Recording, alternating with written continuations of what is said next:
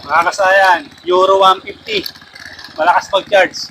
Pag ganito kalakas mag-charge yung Euro 150 mo kasayan, huwag kang mangamba kasi okay na okay ang charging nito. Ito siya kasayan ha. Paano?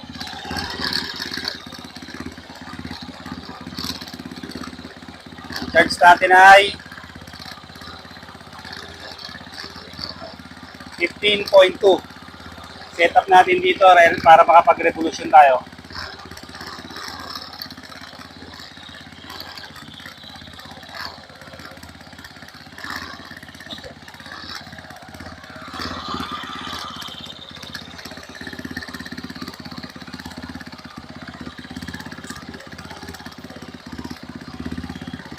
Fifteen point two, 14.7, okay, revolution tayo.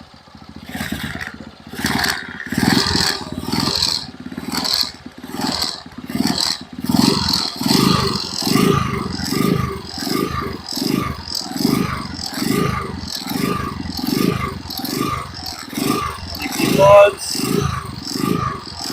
50.1 saka sa tuwate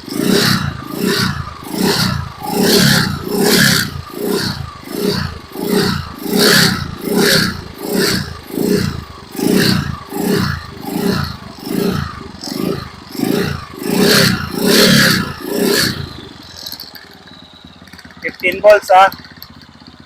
Patay lahat yung ano natin ha. Bukas tayo ng ano lang, bukas lang tayo ng park light.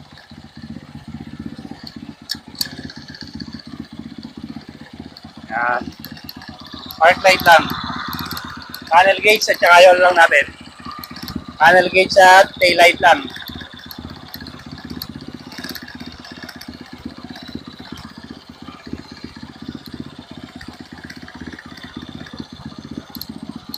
.1 revolution.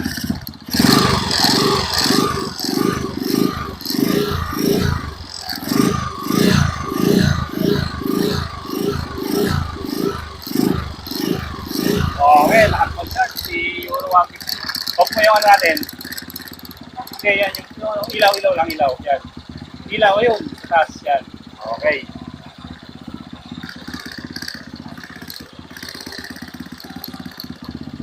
Okay siya kasaya na. Okay na okay ang charging pagka ganito. Sige, revolution.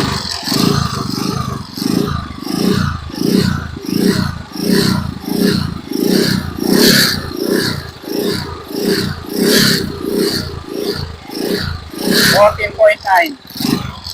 Pero pag nakabukas yung park light natin, nag-T15. Yan, park light. Euro 150, Dang Hari. Ito lang kasi ang gumagana dyan kasayan, park light lang ang gumagana sa kanya. Wala siyang mga signal. Kaya yun lang ang matitesting natin yung park light. Lahat yan kasayan, i-tutorial natin lahat yan. Mga Euro 150 user.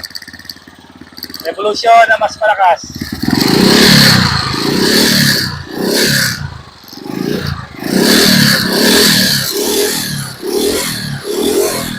Okay. So, pagkaganto yung charging mo kasi, hindi yan overcharge ha. Hindi overcharge yung charging ni Euro 150.